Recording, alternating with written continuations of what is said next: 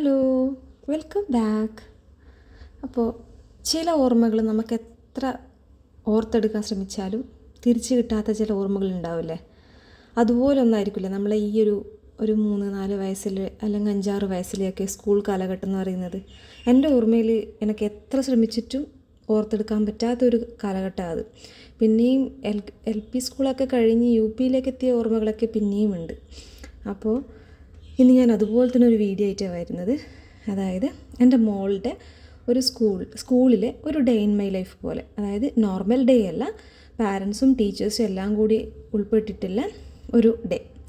ആ ഒരു ഡേ കുറച്ചും കൂടി ഒരു സക്സസ്ഫുൾ ആക്കാൻ വേണ്ടിയിട്ട് അവർ ചെറിയൊരു ആക്ടിവിറ്റി എന്നുള്ള രീതിയിൽ ഓരോ കുട്ടികൾക്കും ഓരോ ഡ്യൂട്ടീസൊക്കെ അസൈൻ ചെയ്ത് കൊടുത്തിട്ടുണ്ടായിരുന്നു. അതായത് നിങ്ങൾ ഇന്നത് ചെയ്യണം എന്നൊക്കെ. അപ്പം ഞങ്ങൾക്ക് അതിൽ ഒരു ടോപ്പിക്ക് കിട്ടിയിട്ടുണ്ടായിരുന്നത് പ്ലക്കാർഡ്സ് എന്നുള്ളൊരു ടോപ്പിക്കായിരുന്നു. അതായത് നമുക്ക് അവരൊരു തീം സെലക്ട് ചെയ്ത് തന്നിട്ടുണ്ടായിരുന്നു, ഇൻസെക്ട്സ് എന്നുള്ളത് എൻ്റെ കുട്ടിക്ക് കിട്ടിയത്. അപ്പോൾ അതെന്താണെന്ന് വെച്ചാൽ അതിനെക്കുറിച്ച് അവർ ഐഡൻറ്റിഫൈ ചെയ്യാം. ചില കുട്ടികൾക്ക് നമ്മളെ ഫാൻസി ഡ്രസ്സ് പോലെയാണ് ഉണ്ടായിരുന്നത്. അത് നിങ്ങൾക്ക് ഇഷ്ടമുള്ള ഡ്രസ്സ് ധരിച്ച് വന്ന് അതിനെക്കുറിച്ചൊരു 2 സെൻറ്റൻസ് പറയുക എന്നുള്ളത്. അപ്പോൾ ഇതൊക്കെ ഇപ്പോൾ കഴിഞ്ഞു പോയാൽ പിന്നെ അവൾക്ക് വലുതാവുന്ന സമയത്ത് ഒരിക്കലും ആ ഓർമ്മകളൊന്നും തിരിച്ചെടുക്കാൻ പറ്റാത്തതായിരിക്കും. കാരണം ഈ ഒരു പ്രായത്തിൽ ഓർമ്മകളൊന്നും നമുക്ക് എന്തായാലും കിട്ടില്ലല്ലോ. അപ്പോൾ എനിക്ക് തോന്നി അതൊന്ന് ഷൂട്ട് ചെയ്ത് ഇവിടെ കിടക്കട്ടെ എന്ന്. കാരണം ഭാവിയിൽ അവൾക്ക് അത് കാണാമല്ലോ. ഇത്രയും നല്ല സ്വീറ്റ് ആയിട്ടുള്ള മെമ്മറീസ് ഭാവിയിൽ കാണാൻ പറ്റുക എന്നുള്ളത് തന്നെ വലിയൊരു കാര്യമല്ലേ. അപ്പോൾ ഞാനിപ്പോൾ തമിഴ്നാട്ടിലാണ് ഉള്ളത്. അവൾ PKG പഠിക്കുന്നത്. അപ്പോൾ അവിടെ നിന്നൊരു പ്രോഗ്രാമിൻ്റെ ഇടയിൽ ഒരു റോസാപ്പ് തന്നിട്ടുണ്ടായിരുന്നു. അവരത് തലയിൽ വെക്കുന്നുണ്ടായിരുന്നു. ഞാനത് മുകളുടെ തലയിൽ വെച്ച് കൊടുത്തു. പിന്നെ അവരൊരു ക്ലാസ്സിൽ 18 കുട്ടികളാണ്. അങ്ങനെ 3 PKG കൂടെ ചേർന്ന് 56 കുട്ടികളോളം ഉണ്ടായിരുന്നു പ്രോഗ്രാമിന്. പാരൻസും എല്ലാവരും ഉണ്ടായിരുന്നു. അപ്പോൾ അത് കഴിഞ്ഞതിന് ശേഷം കുട്ടികളെ പ്രോഗ്രാംസ് എല്ലാം കഴിഞ്ഞതിന് ശേഷം പാരൻസിന് വേണ്ടിയിട്ട് ടീച്ചേഴ്സ് ചെറിയ ഓരോ ആക്ടിവിറ്റീസ് പ്രിപ്പയർ ചെയ്ത് വെച്ചിട്ടുണ്ടായിരുന്നു. അപ്പോൾ ആദ്യം ഒരു പാരൻറ്റ് ചെയ്തു. പിന്നെ കുട്ടികൾ ഇൻട്രസ്റ്റ് കാണിച്ചുകൊണ്ട് ആക്ടിവിറ്റീസ് കുട്ടികൾക്ക് കൺവേർട്ട് ചെയ്തു. അത് നമ്മൾ മാറ്റി കൊടുത്തു.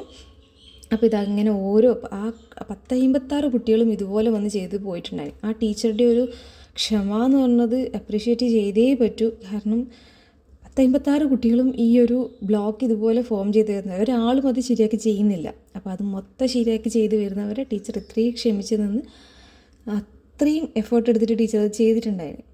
ഓക്കെ, അപ്പം എൻ്റെ മോള് ഇതാ കാണുമ്പോൾ നിങ്ങൾക്ക് മനസ്സിലാവുന്നുണ്ടാവും, ഒന്നും ശരിയൊന്നും ആവുന്നില്ല. പക്ഷെ അവൾക്ക് അറിയുന്ന പോലെ അവളും ട്രൈ ചെയ്ത് നോക്കുന്നുണ്ടായി.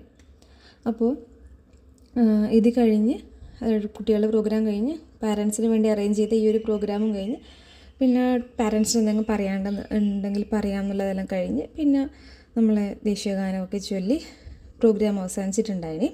ചെറിയൊരു വീഡിയോ ആണ്, പക്ഷെ എനിക്ക് തോന്നി അതൊരു വീഡിയോ ആയിട്ട് ഇവിടെ അപ്ലോഡ് ചെയ്യാമെന്ന്. കാരണം നമ്മൾ ഭാവിയിൽ കാണുമ്പോൾ അവൾക്ക് അത്രയും സന്തോഷം കൊടുക്കുന്നൊരു കാര്യമല്ലേ.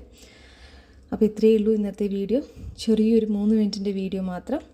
അപ്പം എല്ലാവർക്കും ഇഷ്ടമായിട്ടുണ്ടെങ്കിൽ എല്ലാവരും ലൈക്ക് ചെയ്യുക, ഷെയർ ചെയ്യുക, സബ്സ്ക്രൈബ് ചെയ്യുക. എന്തെങ്കിലും ഒപ്പീനിയൻസ് ഉണ്ടെങ്കിൽ നിങ്ങൾക്കതും കമൻസ് വഴി അറിയിക്കാവുന്നതാണ്. അപ്പം മറ്റൊരു വീഡിയോയുമായി പിന്നെ കാണാം.